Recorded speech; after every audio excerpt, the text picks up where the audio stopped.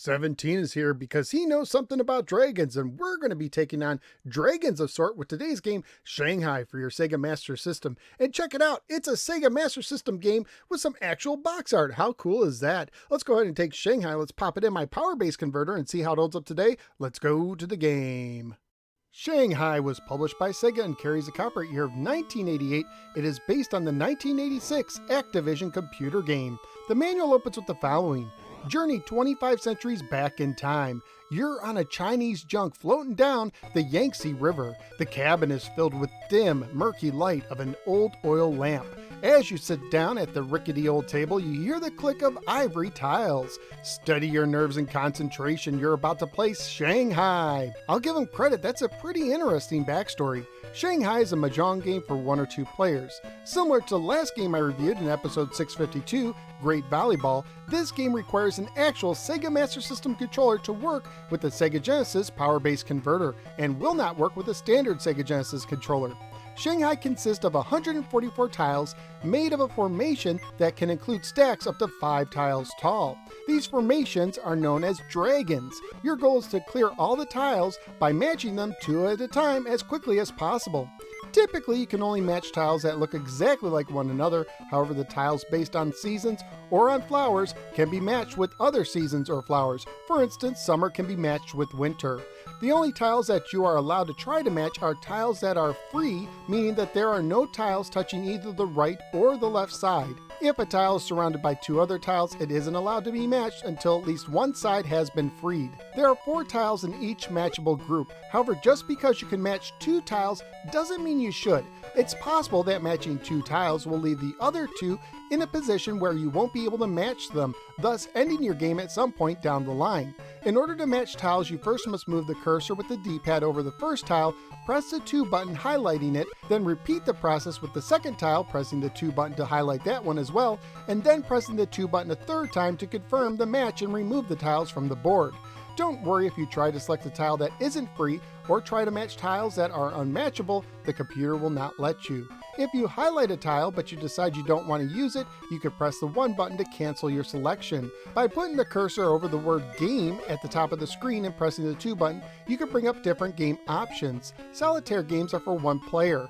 When picking a solitaire game, you could have the computer randomize the tiles or load one of 12 stored patterns or dragons. Tournament mode is for as many players as you want. This mode can have a time limit of 5, 10, or 20 minutes per person, or no time limit at all. In this mode, one player plays by themselves, and after their game is done, the next player takes a turn. After each round, the computer displays the best timed scores.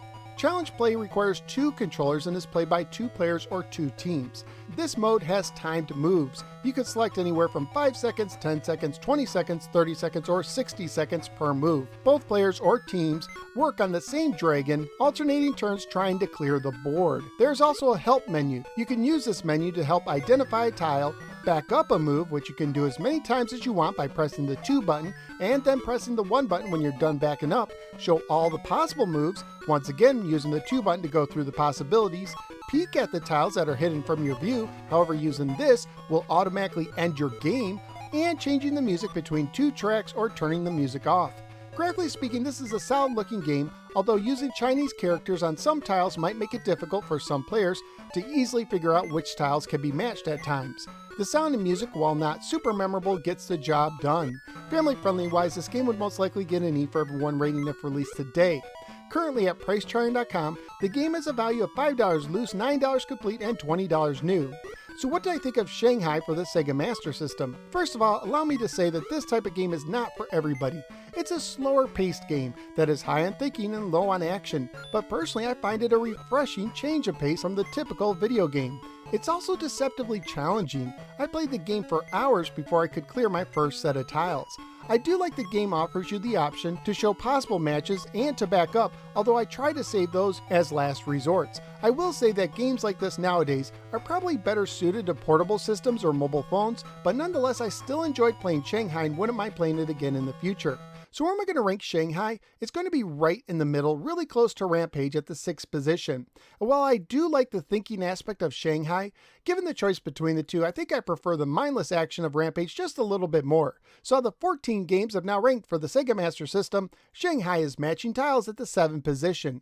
Shanghai offers a refreshing change of pace on the Sega Master System, but that's just my opinion. What do you think? Let me know in the comments below. Also, please like, share, and subscribe. Follow me both on the Facebook and the Twitter, and click the bell so you don't miss any future videos.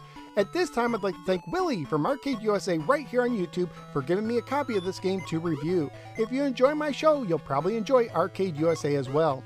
I also want to thank Aerospike for their generous support on Patreon. If you enjoy these videos and appreciate all the work that goes into it, please consider joining my supporters at patreon.com/NoSwearGamer. Not only will you help make this show possible, but you'll gain access to some exclusive content. Thank you for giving me a little part of your day, and I look forward to seeing you next time on the next episode of the No Swear Gamer. Take care and remember to grab a Sega Master System controller if you're going to play Shanghai on a power-based converter.